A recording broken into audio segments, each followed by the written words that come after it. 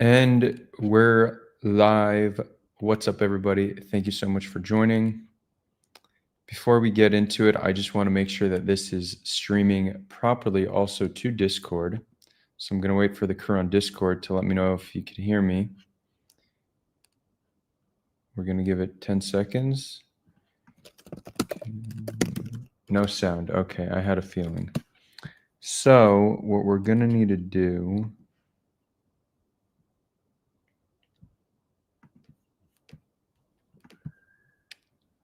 Okay, guys, I had a feeling that wouldn't work. So I'm just going to share with you. We really need to find a better setup for this because giving you guys the back end. Actually, you guys don't even need to see my screen. Whatever. I'm so dumb. It's been a long week. We'll get into it. Okay, this is what we're going to do. That's fine. It's the same shit. Cool. All right. Welcome, everybody. Okay, we're live. Let's do this. So yeah, it's definitely been an eventful week. Right off the bat, we have a comment. Do you think the Torah is true? No, it's not literally true. Definitely lots of wisdom there. Maybe some historical events, but I don't believe it to be the word of God. But we'll get into that in a moment if you want me to elaborate. So let's see. This week has been pretty eventful. Monday, I went to a protest on the Gaza border. We were around 20 to 30 of us showed up. 7 of us got detained. We all met at the Sderot train station. They didn't let us get too far. The second we left the train, they already started blocking our path. When we arrived to the train, there were already like 20 cops there waiting for us, so they knew we were coming. They started blocking our path, got pretty aggressive with us. Those who were kind of leading the charge up front, pushing forward, they ended up detaining. We spent around 6 hours in a cell, and then were released without any charges. We just had to sign that we're not allowed to return within 4 kilometers of the Gaza border for the next 14 days. If we do, we will be charged, arrested and charged. So I was not arrested. I was detained. It's different. I guess the consequence for getting arrested and charged would probably be a night in a cell, and then I imagine a fine. I don't think it would be anything more severe than that. And then the following day, I went to a protest in Tel Aviv, which I didn't really know what to expect. It started very legal and calm with a march and speeches. And then at the end of the speeches, and this was all live stream if anybody wants to see, but at the end of the speeches, the protest got a little rowdy. We stormed Ayalon Highway, lit a fire in the highway, and then a fair bit of us got brutalized by the police. As you can see, I got choked. Some there. I have a little mark on my head. Now, before we get into the details, I just want to put it out there that I'm fine, both physically and emotionally. I knew what I was getting myself into. There are many ways that you could get involved in these protests and not be subject to violence. But those who are deciding to push the boundaries are increasing the chance that they experience detention or violence. Now, there's different levels of sensitivity to being beaten and detained. Many people would find this to be a truly traumatic experience, and understandably so. And if that's the case, I would just, there's no reason to put yourself in a situation where you're likely to be beaten or detained. For those who are less sensitive to such things, I think it is a worthy sacrifice. I think part of building movements and raising awareness is to push the boundaries and show the actions of the police or whatever other oppressive force it is as a way to create awareness, right? So when the police detain people and when they beat people, that helps create waves and spread awareness for what we're doing.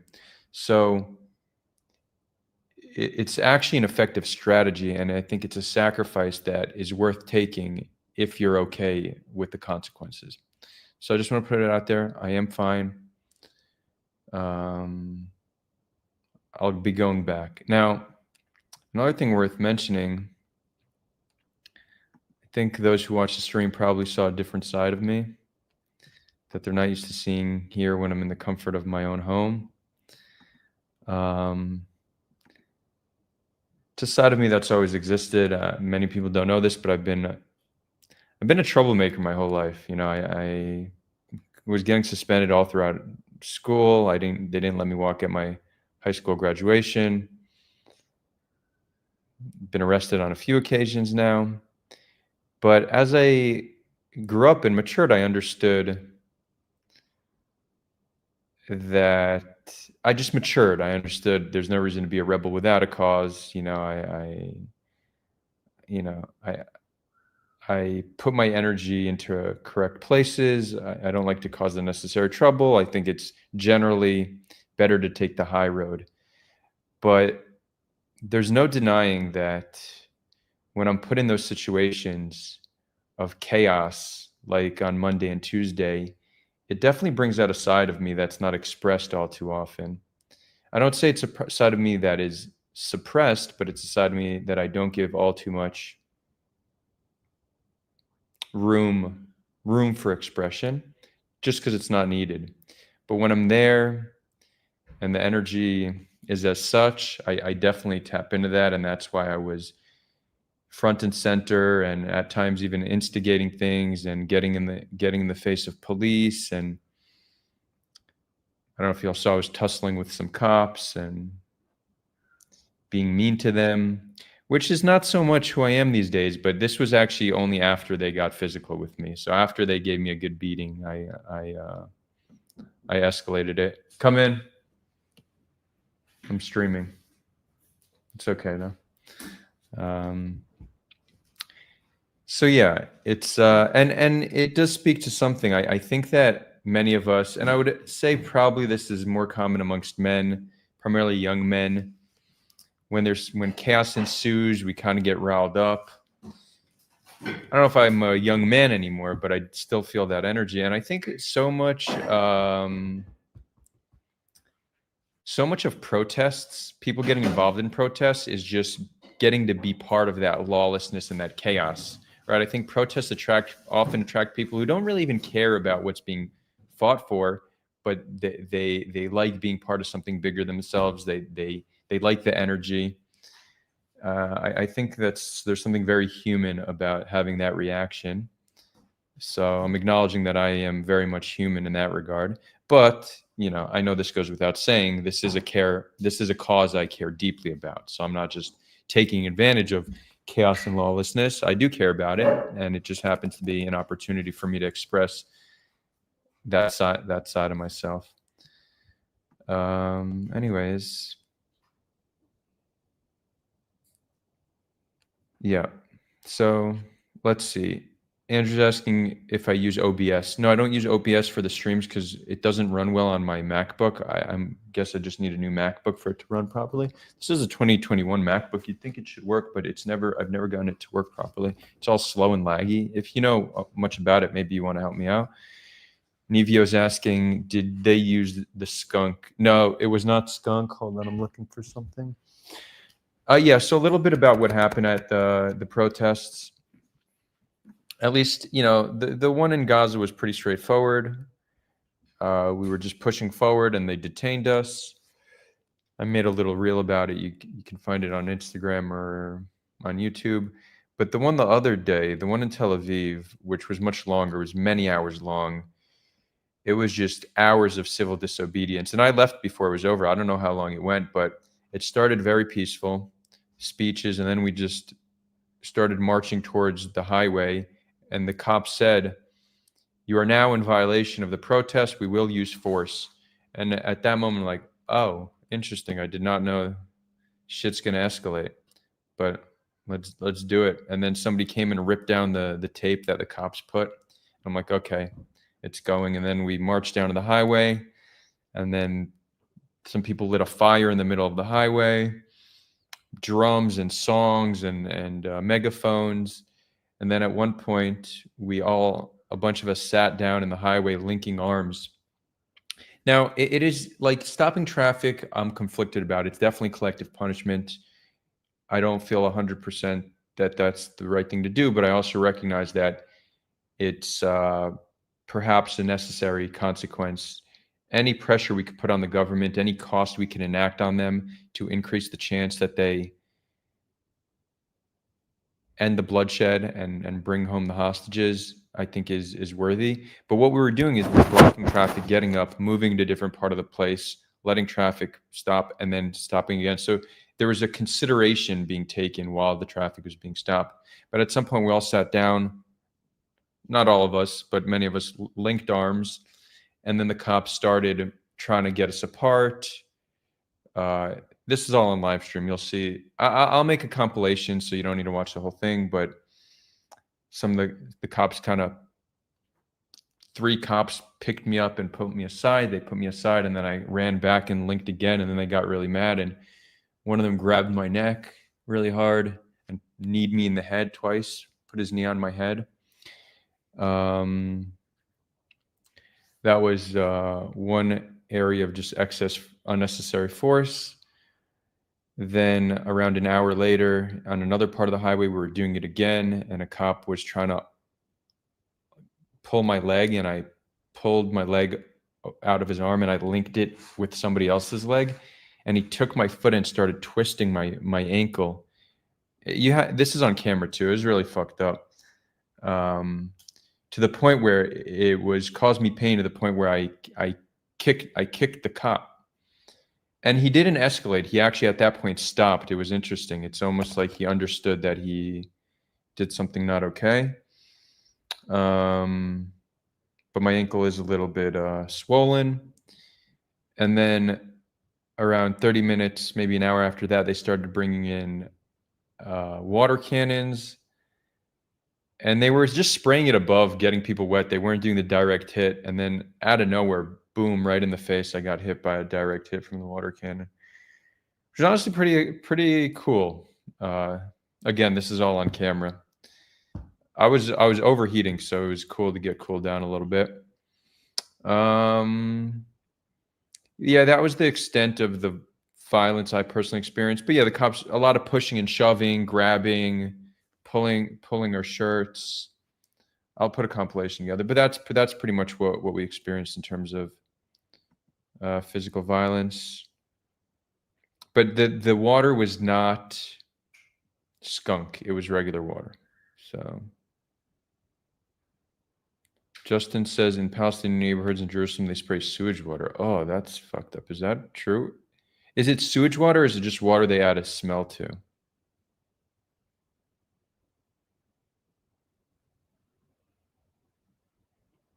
Benny's saying there's been so many protests over the past 2.5 years that it's become like an exercise with pre-written protocol.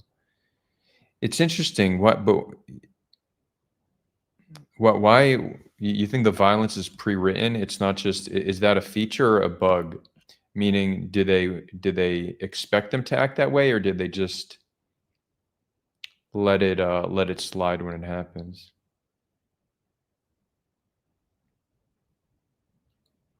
Interesting. Okay.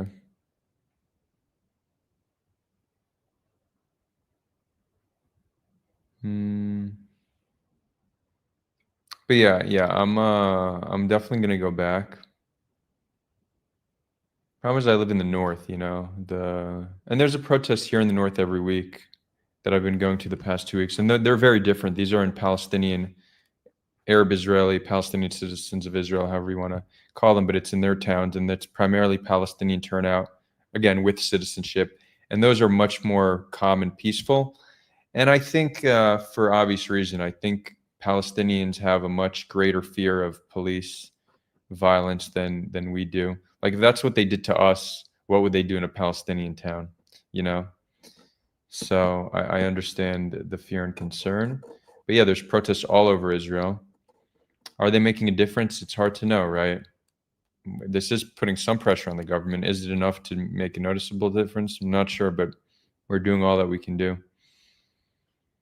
But I don't understand. Like, I'm not a protest organizer, so I don't have much of a say in it. But why don't we up the ante? Why don't we like storm the prime minister's home, you know? Like bring it to Jerusalem, storm some buildings, take control of the government. Like I feel like that's that might be what's needed. Um, anyways, I think that's all I have to say about the protest. We could get into some other stuff. I'll keep you posted with whatever other things other ones I'm going to. I will go back to the Gaza border. I think there's 11 days left. Oh, and they did, for whatever reason, I need to go back to the Sderot police on Thursday for an interrogation. I think they're just trying to increase the cost of the cost of our actions without needing to press charges. So making us come all the way down to Sderot, another interrogation. That's my thought on it. I think that's why they're doing it. Let's see. JJ Thomas is saying, "Why be Jewish?" Is that in reference to me saying I don't believe the Torah is literally true? Well, I'm not. I don't believe in the Jewish religion, so I'm not Jewish in that regard. I'm of the Jewish people. I'm ethnically Jewish, you could say. It's not really an ethnicity. It's more of like a meta ethnicity, but we don't have the ethnicity is a concept that people recognize. So often people say there's a Jewish ethnicity. It's not quite an ethnicity. It's more so a collection of different ethnicities of people who all at one point or another came from the Levant and were of one of the tribes. Not entirely, there are converts and stuff, but that's what they mean by ethnically Jewish. The subcategory would be Ashkenazi Jewish, right? That's what my DNA test says. 99.8% Ashkenazi, if we want to get into it. Very pure, you know? Don't interpret that the wrong way, guys. My blood means nothing. Only thing that really matters is who you are as a person, not what your DNA is. Cool. Where do we go from here? Updates. What's happening? So there is Netanyahu, or it was approved by Knesset that the Operation Gaza is going to escalate. The IDF will be taking over northern Gaza. This is, sorry, not northern Gaza, Gaza City. This is an area of Gaza that the IDF has not yet held. The IDF generals are against this. The majority of the Israeli public is against this. But Netanyahu marches forward with the support of Ben Gvir, Smotrich, not even with the support, with the encouragement and pressure from Smotrich and Ben Gvir and the more radical part of his base. What will be achieved by this? We can't know for sure, but there's a few things we can know for sure. An increase in dead Gazan civilians, most likely more of our hostages killed, and this is most likely not going to defeat Hamas. It just won't. So it's sending more of our soldiers to die, more international isolation. The rationale here is unclear. Netanyahu is just desperate. He does not want to leave Hamas in power. That would be seen as a failure on his part, but he doesn't have any way to remove them from power. So we continue. We continue at a serious cost of human life. And I don't know if anybody's going to stop him, unfortunately. So it might be time to storm the prime minister's. What's it called? It's not the White House. It's the prime minister's. It's not his home. His home's in Caesarea. What's the building in Jerusalem? Benny, help me out with this. And hold on, I want to get the light going here.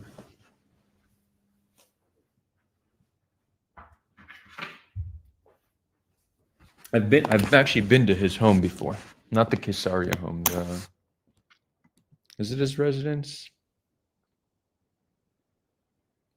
No, but that's not his. It's like the official. It's where all the prime ministers stay, not just Bibi. It's whatever the equivalent of the White House. Yeah, I was there for his son's birthday. I don't know if some of you might know this, but Yair Netanyahu, Bibi's son, and I used to be friends back in the day. Used to hang out, get high together, used to sleep over sometimes. He didn't like the paparazzi and stuff. He liked to escape from his mother, so he would sometimes just come over and stay in the house for days at a time. Yeah, I think this is. I see a lot of people commenting this is a surprise. We used to argue about politics back then as well. He was more extreme than his father, even. At least he was willing to share views more extreme than what his father is willing to share. But he's a tool. Let's be honest. He's a tool. We haven't spoken in years, but I still have his number. I can message him. He wouldn't agree to do a live stream with me ever. He doesn't do. He'll do like a softball interview, you know, like a lot of the other propagandists.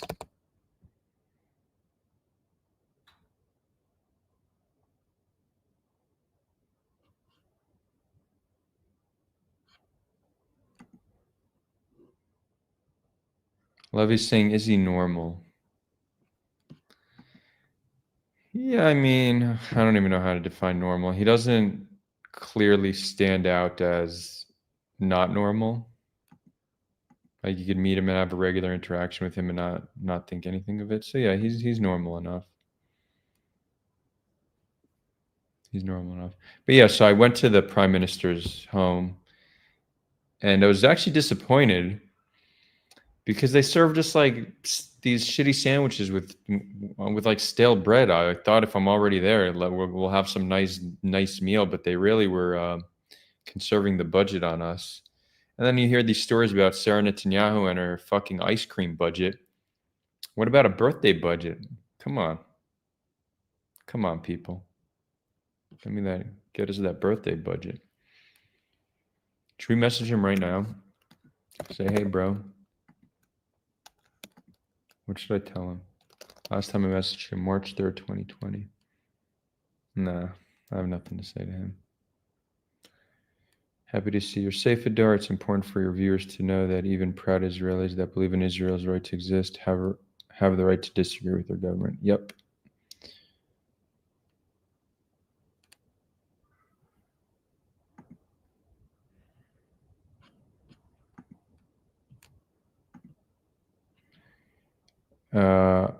I'm not even going to read your name because it's way too confusing. But the question, would you go back in history and kill baby Hitler, is very relevant. And nobody can answer yes. The current Hitler is alive and ongoing. I don't know if it's relevant. Why is it relevant? It's a hypothetical that.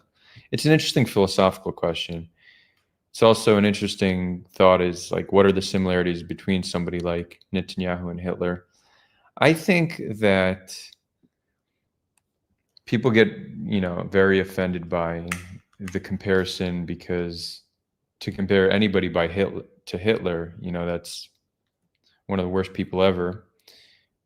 And, to compare a Jew or the leader of the Jewish state to Hitler, many Jews get offended by that. I think people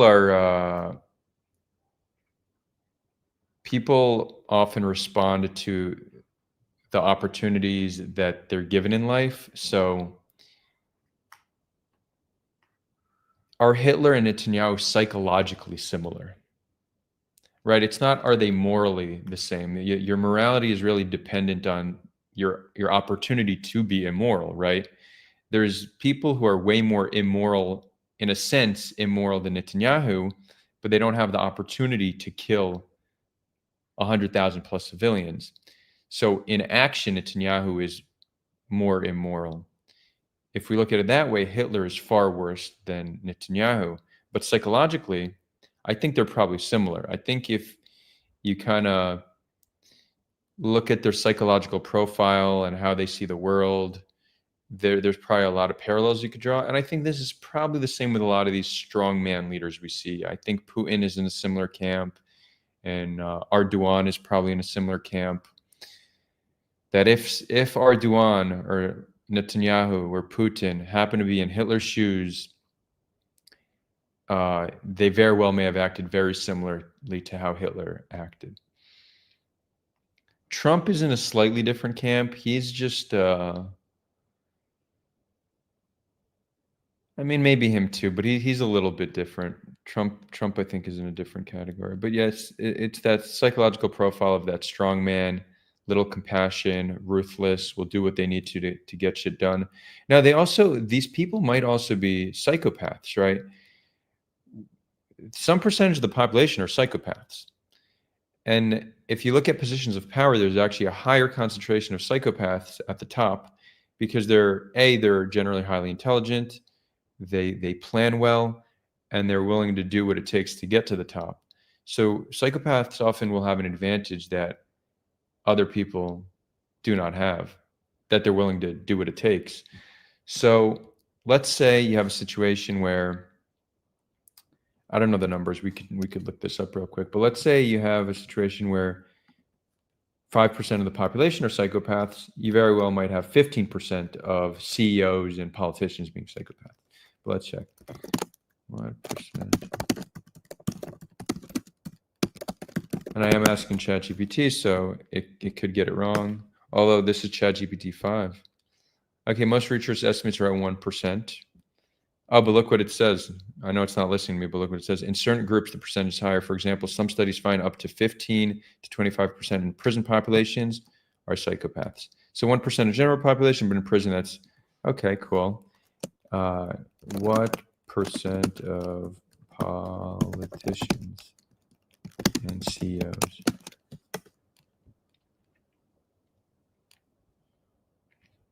So they're 1% of the population. These are estimates, but research by psychologist Paul Bibiak and colleagues found that 4 to 12% of corporate executives are psychopaths, or executives score high enough on Hare psychopathy checklists to be considered psychopathic.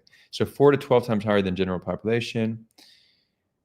Politicians would say reliable large-scale data is scarce, but smaller studies and experts surveys suggest 3 to 4% of politicians may meet psychopathy criteria, right? So some number of world leaders, politicians, CEOs are psychopaths. We don't know who they are, but have y'all ever seen Netanyahu express any level of empathy? Ever? And I don't know if that's the right metric because you could fake empathy, right? So I don't know if that's the right metric. But when you look at what a psychopath is, and then you look at Netanyahu and how he functions, he seems, I think there's a relatively good chance that he is one. And also, I think he's probably a narcissist as well. So is Trump. His inability to take responsibility and acknowledge wrongdoing, constantly blaming others, that's just typical narcissist behavior. I think there also might be a correlation between narcissism and psychopathy. Let's see.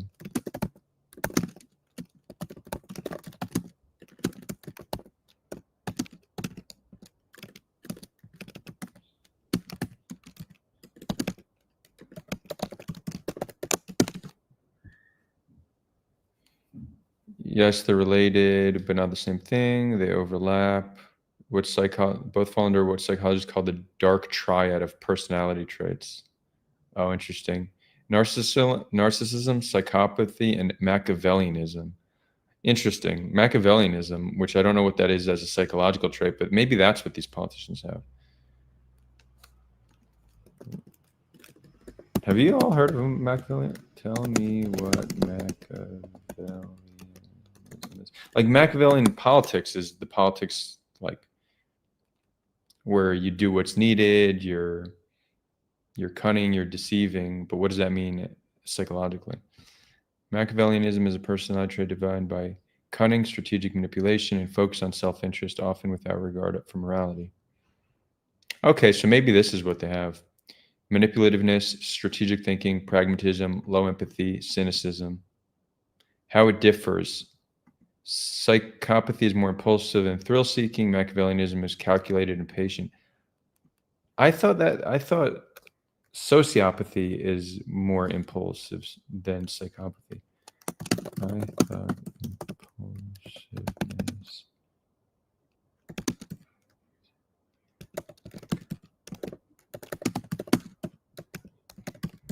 Right, that's the difference between being a sociopath and a psychopath. That sociopaths are much more impulsive and not calculated, and they also have a higher level of empathy. They feel some empathy.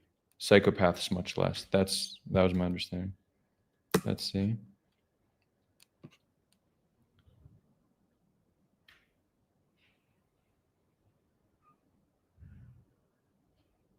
Oh wait. Sorry.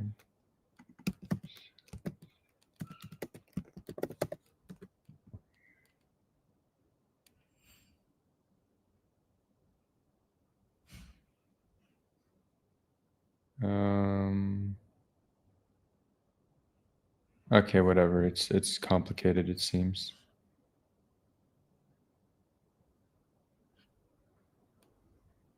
We'll get a psychologist on to help break this down. But now that we know that Machiavellianism is a psychological concept, I think that's maybe the best way to describe people like Netanyahu. Adar, what do you think about Channel 14? You mentioned Narcissist and Yinon Magal came to mind. I don't watch all too much Israeli news, but so I don't know who that is. Maybe I've seen him. My dad's always watching the news. I don't know. No, I don't know who this is.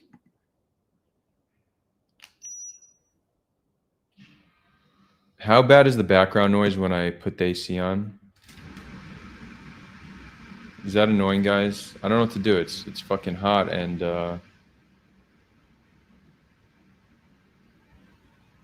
so summer in Israel. What am I meant to do?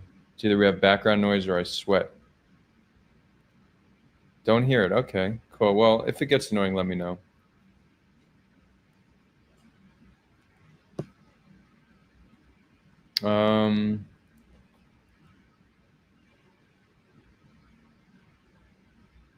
Levy, you're asking if Yair follows me on social media. No, I don't think. No, I don't think so. No. I could assure you he doesn't. To the point where he even removed me from.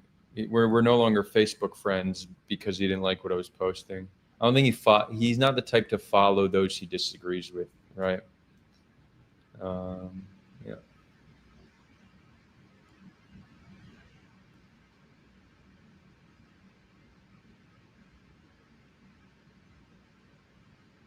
Asaf says, "Oh wow, you're missing out. You should watch the Patriots every once in a while, not because it's good, but because it's part of the story that is being told." Okay, yeah, yeah. I have a TV here, but I really don't watch any news. I consume my media through the internet. My dad likes I-24. He says they're the most balanced, and my dad's a right winger. So 14 is kind of like the Fox News, and then what is it? 12 is the most liberal, but 12 is not really liberal. There's no real left in Israel. It's anti-Netanyahu, but it's not left like you're thinking in terms of what the left in America would be. Let's see. What else do we have?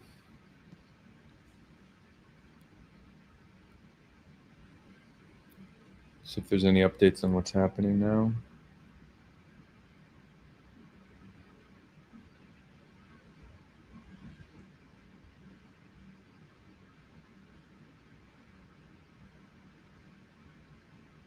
It does seem like the starvation issue is starting to improve. The prices in Gaza are dropping now, so it seems like the airdrops and increase in aid is helping. Also, when we look at the daily number of those dying from starvation, it has decreased over the past few days. So we are seeing a decrease. So that's good.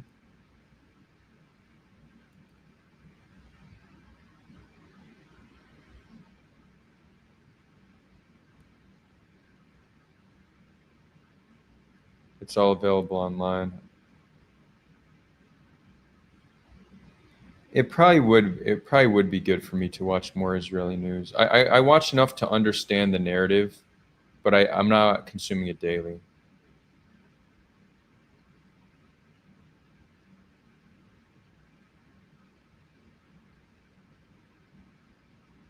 What's this, Benny? Is this a quote from מפלגות האופוזיציה להקים מטה פעולה משותף לסיום המלחמה, להוביל קמב"נים משותפים בנושא להוביל פעולות מחאה עצמית להציג.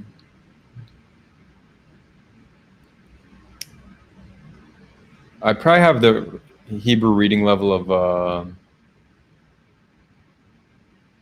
like a sixth grader. Like I speak fluently and can read well, but I definitely read so much slower than in English.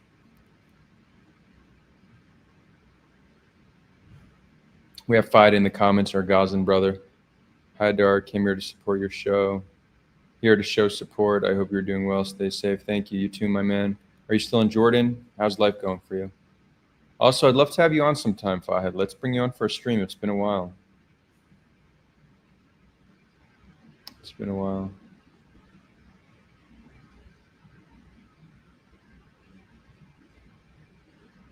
Channel 14 would scar your soul. They're outright genocidal. Yeah, I mean, I see the clips. You know, I see what they're saying.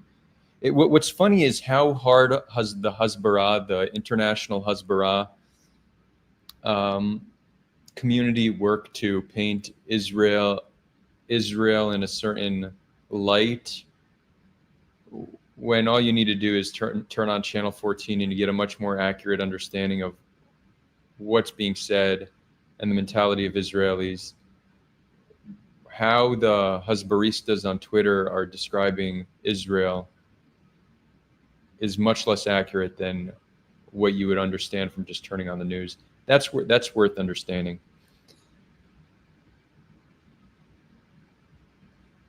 There was a poll that came out this week about how 70-something% of Jewish Israelis are not concerned at all, or are concerned to a little extent about famine or the conditions in Gaza.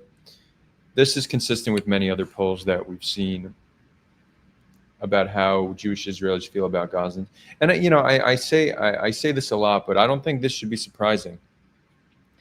It's very unnatural to have any degree of care for those deemed your enemy, for those who you believe want to kill you. Palestinians do not care for the well-being of Jewish Israelis, and Jewish Israelis don't care about the well-being of Palestinians. And whenever I say this, people are like, "Oh, you're justifying XYZ." No, shut up with that bullshit. That's not what's happening. We need to accept reality for what it is. And I say that, I often say this when I'm defending Palestinian public sentiment, and I'll continue to say it when defending Jewish public sentiment. Humans, we're more human than we are anything else. We need to recognize how humans respond to certain environmental conditions. We can't have unrealistic expectations of people. We just can't. Now, so the solution is to not let masses decide what is okay or not okay to do about one's enemy, right? That's why we need systems and institutions that can protect people from one another. So yeah, I get it. Most Israelis are at this point genocidal. That's the reality. So we just need a system in place where Israelis can't get their way. And again, if Palestinians had the opportunity to rid the land of Jews by any means necessary, most would gladly take that opportunity. So we need systems in place to avoid that from happening. Those who refuse to acknowledge reality for what it is and accept human nature for what it is are, I think, going to be led to wrong conclusions about the world and how to fix problems. If we don't understand reality for what it is and don't understand humans for who they are, then we're not equipped to really solve these problems. Nob Hill says hello, Dar. Hey, good to see you. BH says self-defense isn't genocidal, though. I don't think those are actually two contradictory concepts. Let's say one were to decide that the only way for me to defend myself is to, let's say Israel would say, we don't know any other way to defeat Hamas but to genocide the Palestinian population. You could still say that's self-defense. So a better way to look at it is self-defense could be genocidal. It's that people and nations have the right to self-defense, but not any form of self-defense is legitimate or justified. I think that's the better way to look at it. The same way, people have the right to resist. Palestinians have the right to resist, but we could still say that October 7th was not justified. That's right. So people say October 7th was not resistance. No, yeah, it was resistance. It's just not a legitimate form of resistance. What Israel is doing can be seen as self-defense, but it's not a legitimate form of self-defense, right? So you don't get to hide behind this term and say, yeah, it's just resistance. Oh, it's just self-defense. No, the way you defend yourself and the way you resist matters. It does. Yeah, Levy, you like the term husbarista? I coined it recently. Let's make that shit viral.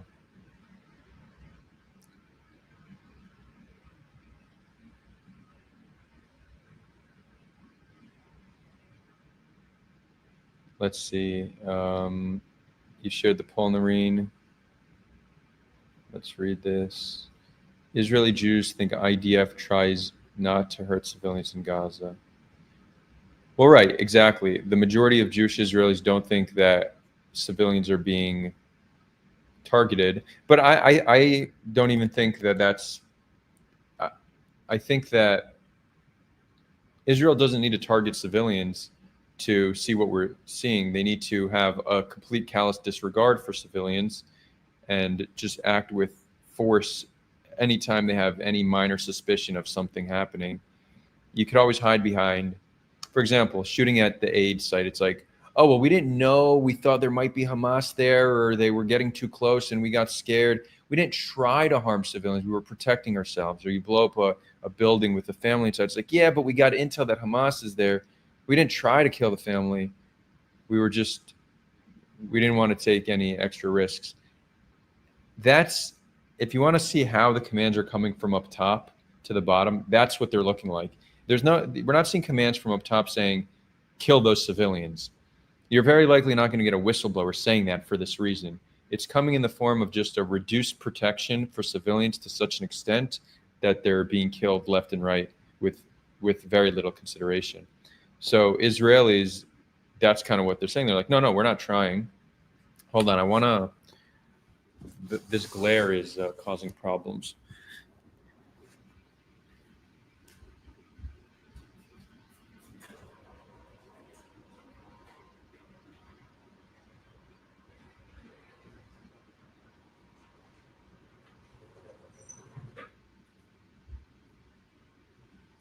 I'll put it back up when.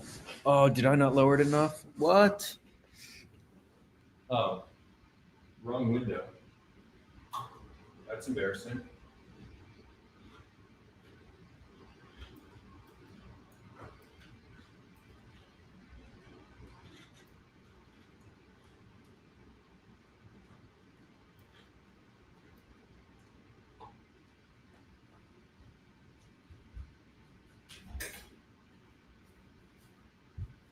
Let's see.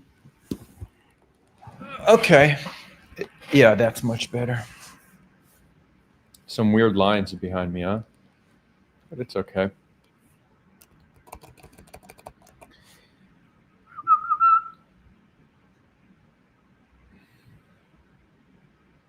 Now, here's what's interesting. Israeli Arabs disagree. That's what the poll says. There is no population living between the river and the sea that today are more humanist than Palestinian citizens of Israel. Well, you have, let's say, I would say left-wing, like the what's described in Israel as the far left. They also are very much in the humanist camp. And in polling about how you feel about Gaza and how you feel about October 7th, the far left in Israel, far left Jews, and the majority of Arab Israelis are in agreement on those topics. They're not in agreement on social issues, not even close, right? Israeli Arabs, Palestinian citizens of Israel are socially conservative. On social issues, they're much more aligned with the right, the far right, the ultra orthodox.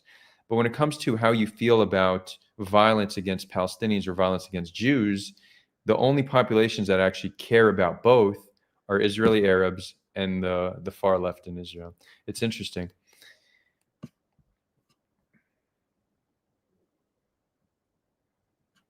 Asaf says, I think there's a good chance we're heading to a boiling point. Many reservists will refuse to serve. I hope. Yeah, and the reservists are tired. It seems like less and less are agreeing. We also need to up the civil disobedience a little bit. But yeah, I think we need to see the IDF does not support this operation, right? The generals don't support this operation. So I think, hold on. If we see like massive numbers of that, I don't think that's ever happened, but if we see full units refusing to serve because the generals or commanders are saying not to, that would be new in Israeli society. I don't know if that's going to happen, but I do think we're already seeing less and less reservists are agreeing to show up. So I think that's cool.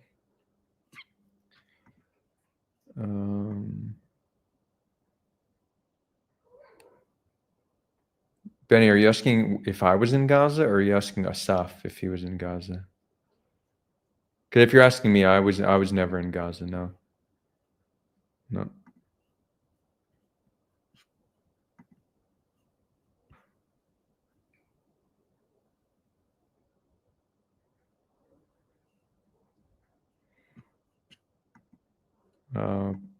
But yeah, if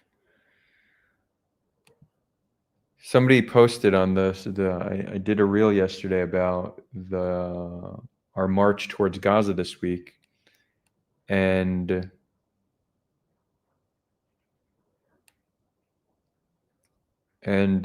somebody comments saying, "Stop wasting IDF resources. They're needed for more important things." And I responded, I said, first of all, these aren't IDF resources, they're police resources. But if I had a way to spend IDF resources and spread them more thin, I would gladly do that. I think that's one of the most effective acts of civil disobedience, for the IDF to reduce their capacity to continue their ongoing murderous campaign in Gaza. I think that would be great. Any form of nonviolent resistance that puts pressure on the government and makes it harder for Israel to continue doing what they're doing should be encouraged. So I have zero objection to that whatsoever.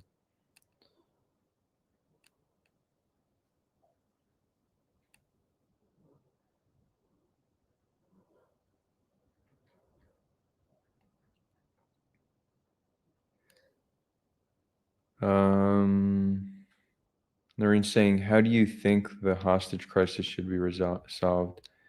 I think we should have gotten them out in the weeks after October 7th. Should have been our primary priority. Our two primary priorities, right? Getting the hostages back and learning from our security and intelligence failures to make sure October 7th can't happen again. All that can happen without destroying Gaza. If those are your goals, right? If your goals are like, we need to get our hostages back and we can't let October 7th happen again, there are ways to do that without massive levels of death and destruction. Yeah, you need to make concessions. Yeah, you won't be able to create the same deterrent like destroying Gaza. But when the world turns against, the world turning against Israel doesn't make it clear that this even is a deterrent. This very well may have been part of Hamas's strategy. So I would have negotiated the release. And there weeks after October, even days after October 7th, there was an offer to give back all the civilian hostages. for some amount of prisoners in return, and for the IDF to agree to not enter Gaza. And then towards the end of October 2023, Sinwar said, release every Palestinian prisoner for every Israeli hostage. We could, and you could say that's not a favorable deal, but fine, so negotiate. No one ever comes to the negotiating table with their final offer. You normally come with an extreme position, and then you meet in the middle. We had no interest in negotiating the hostage release because not instead of going into Gaza. And the reason the hostages are still in Gaza now is because Hamas is making a simple demand: end the war and let us stay in power. And they're willing to step down from power, from political power, but they still want to maintain military power. Israel just won't agree to that, right? So whenever we hear Hamas rejects ceasefire, Israel rejects ceasefire, they're both rejecting each other's version of the deal. Israel saying, we'll have a temporary ceasefire that we can continue, or you step down from power. That's what Israel's saying. Those are the options. And Hamas is saying, we will only give the hostages back if you leave Gaza and let us stay in power. That's where, like, there's smaller details about timeline and how many hostages, but if you really want to know why the hostage negotiations keep breaking down, it's because of that. Hamas is not refusing to give them back if it requires them to step down, or if it allows Israel to continue their operation after. And Israel's refusing to stop their operation if Hamas can still be in power.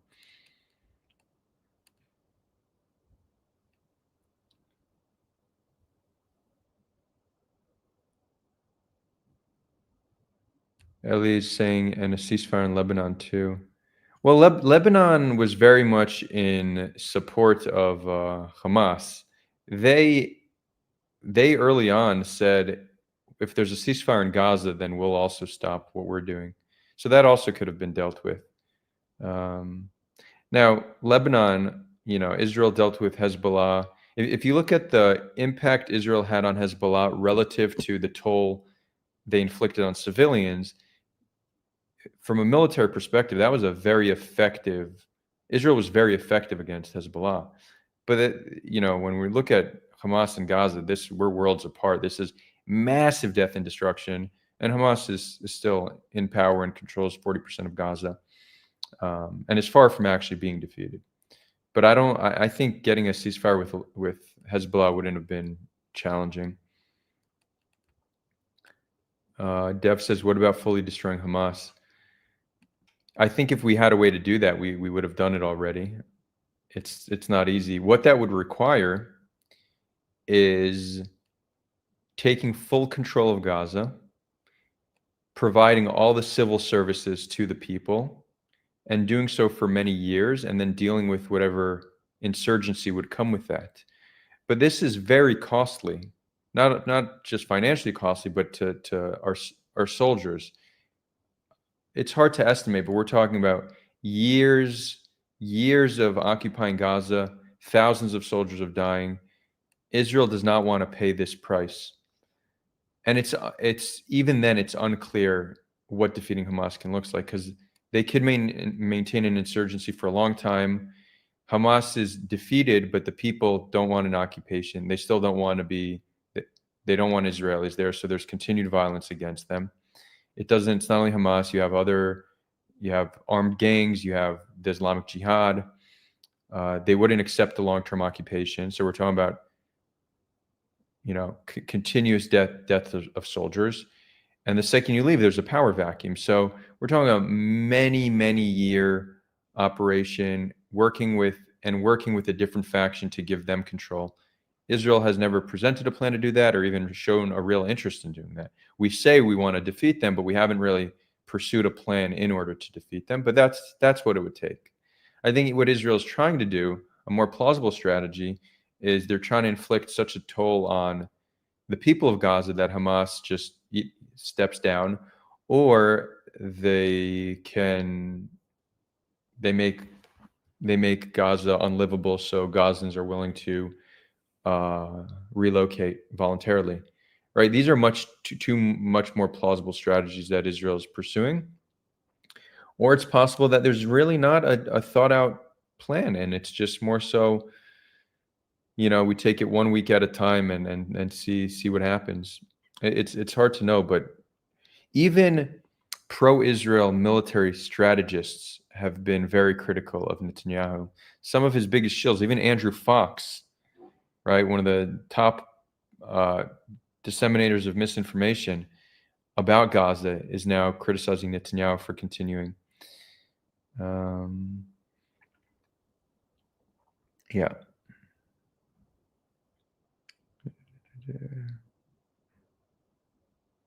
Asaf says, Adar, that would mean Hamas gets away for free. No, not necessarily. There's many different ways you could fight Hamas.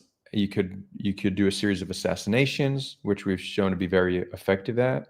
Right. Some of our biggest military achievements over Hamas has been actually assassinating their top military personnel. There's also a way to increase pressure on them with the international community. There's a way to work with the international community to pressure Qatar to cut off their funding. There's many ways that you can punish Hamas. And you know what else you could do? You could also create a buffer zone. Part of the consequences of October 7th is you've expanded the buffer zone between Israel and Gaza into Gaza. That's a very serious consequence. There's many ways you could enact a consequence without massive death and destruction. And when the massive death and destruction gets the world to turn on Israel, that's not a consequence. So this whole framing is we can't let them get away with it, but this is to their benefit. They'll willingly sacrifice their people for this gain. So this isn't us defeating them or teaching them a lesson. It's not. They're winning. Hamas is winning. The fact that countries are recognizing Palestine, which they should have recognized long in the past, but the fact that countries are recognizing Palestine is them winning. They view this as, you see, we brought Palestine back to the forefront of global conversation. We showed the world the brutality of Israel. The next generation or just in general, the world is more anti-Israel than ever before, and countries are trying to recognize Palestine. So you could be purely self-interested. You don't even need to be a humanist. If you're purely self-interested and only care about Israel and Israel's survival, you should see that our response to October 7th as a complete mistake.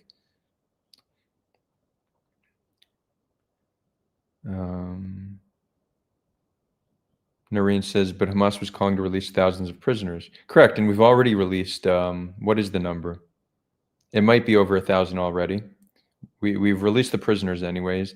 What you could claim is that we released less prisoners because we were using brute force and it put pressure on them to make concessions.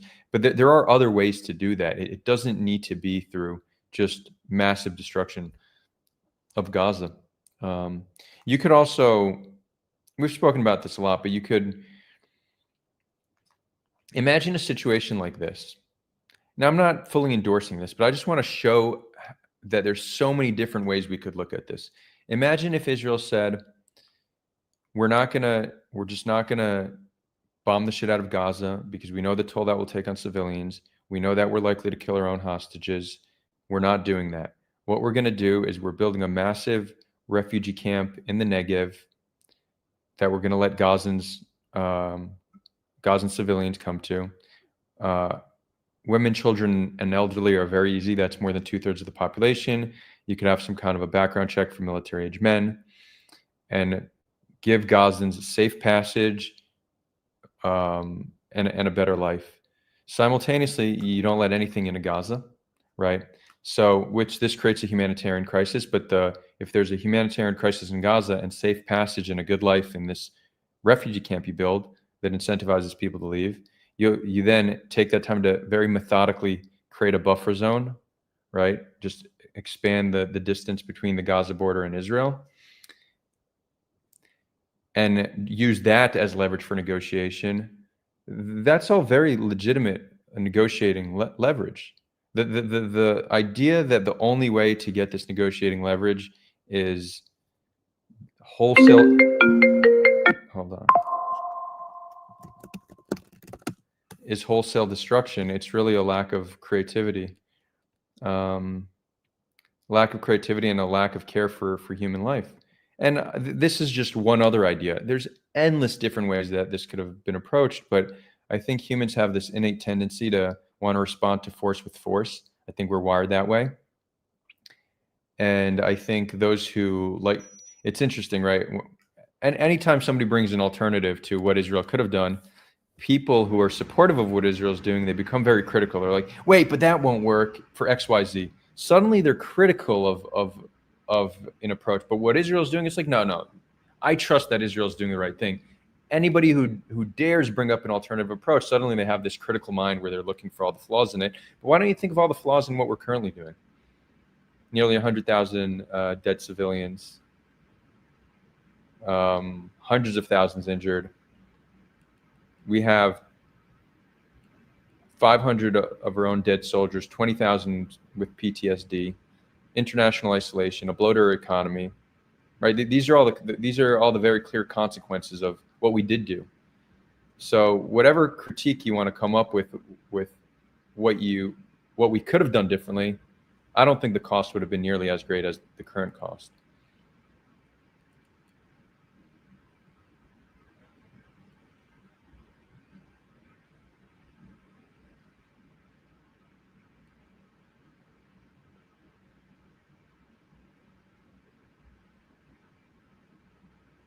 Eli Shidazaki. Eli, are you still here? No, Eli, you're not here. Okay.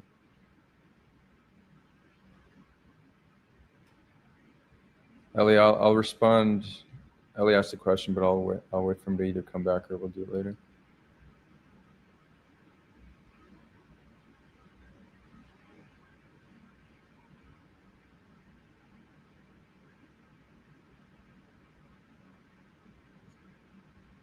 Yeah, so Ellie's asking, and I imagine a lot of people will think this way. So,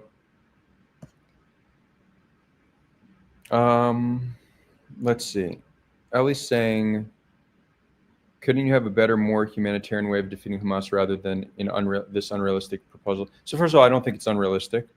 I think, I think it's just realistic as Hamas finding other ways to resist than October 7th. Everyone likes to say that an alternative approach is unrealistic. But yeah, so first of all, I explained the evacuation, what we could have done for evacuations and how to create more pressure on them. And if you do want to defeat Hamas militarily, cool. So you need to do proper evacuations. You need to keep the healthcare system intact. You can't both collapse the healthcare system while having record numbers of sick and injured. You can't create a humanitarian crisis by not letting food in for months at a time.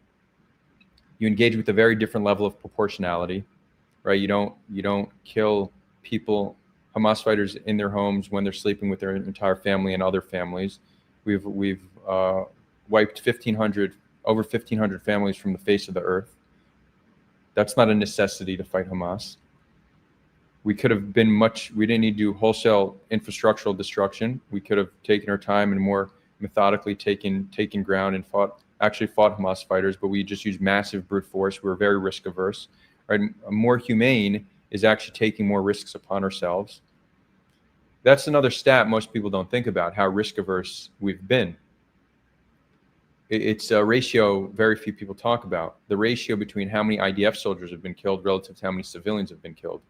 You're not going to find other proportions like this unless you're talking about a conflict that only relied on airstrikes. So for every IDF soldier that's been killed in Gaza, 180 civilians have been killed. If you compare that to Iraq, which was also preposterous, it's around 1 to 70. Syria, it's 1 to like 1.5. Russia, you have more soldiers killed than civilians killed. And again, there's many reasons for this discrepancy in ratio, but it's very clear that Israel is refusing to take risks and at the expense of civilians. So yeah, you want a more humanitarian way. If we believe that defeating Hamas is necessary, the point of the military is to pursue the national interests of a country. And that means taking risks. So yeah, there's a lot we could do. Oh, and why do we destroy their water infrastructure and cropland? We didn't need to do that. Why are we flattening full neighborhoods? We didn't need to do that. So these are all choices. These are all matters of policy that we didn't need to do. So I hope for those who are not on board with a nonviolent approach. And I get it. I get it. We're not wired for that. The world isn't built for that currently. I do think in a few decades that the nonviolent approach will be seen as sensible and the violent approach will be seen as barbaric.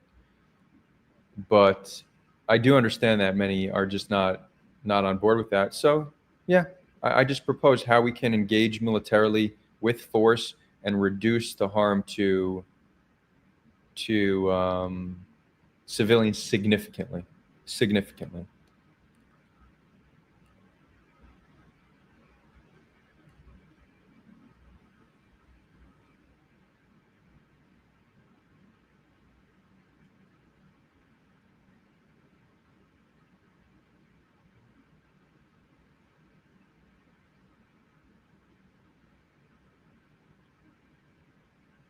And the last thing that I see, another question is, would would we need to release all the prisoners that have blood on their hands?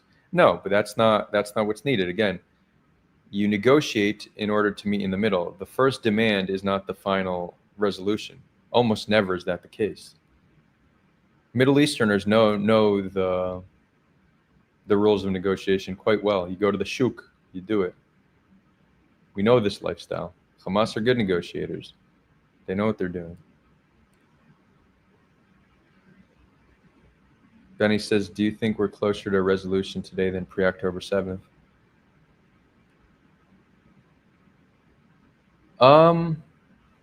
I do, yeah, I do. I think putting this much attention on Gaza and on Israel-Palestine has awoken world parties and global energy that I think will help. I think Israelis also are accepting that the status quo is unsustainable and needs to change.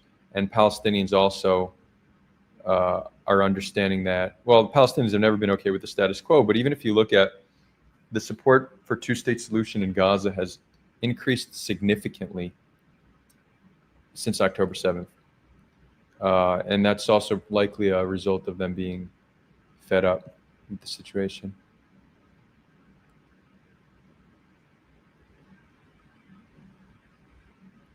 Galacto Guy says, haven't seen one anti-Hamas protest since October 7th. Well, there's been a bunch in Gaza, interestingly. Global anti-Hamas protests? It depends. It depends. There's been pro-Israel protests, which can also be categorized as anti-Hamas protests. But this is something we need to understand. When you protest abroad, people are not, these anti-Israel protests are not, they're not protesting against Israel as much as they're protesting their government's support for Israel. Right? That's actually what the protest is. It's very uncommon for people in a foreign nation to protest the actions of a foreign government unless that foreign government is being supported by the people protesting. So you're much less likely to see anti-Hamas protests if Hamas isn't being supported and funded by these governments. So I think it's important to understand that in the context of these protests.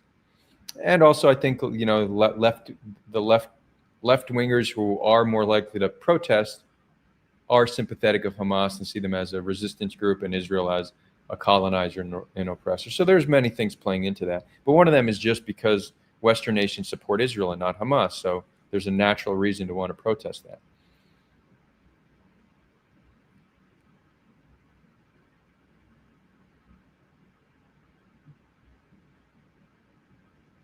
Yeah, Dollar Store Pinata saying if the October 7th massacres had continued for months, protests would have happened. Well, right. If there was a continued atrocities day after day by Hamas, supported by the West, you would have protest quickly. I don't even think it would take months. You would see that quickly.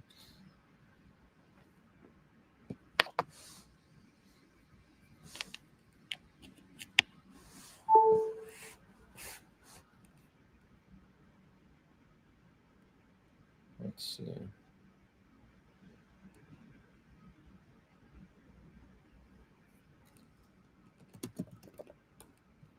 Okay, I have Shabbat dinner soon. It is Shabbat, you know. It is Shabbat.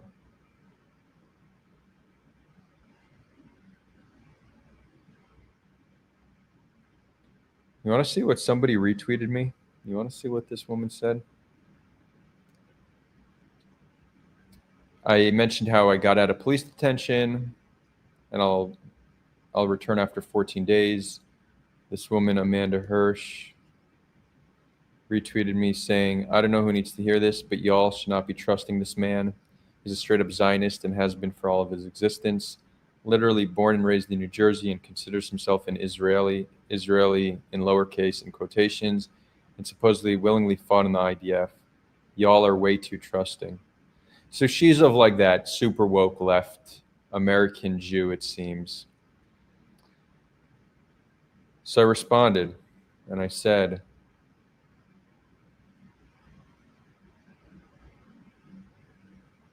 you know who shouldn't be trusted?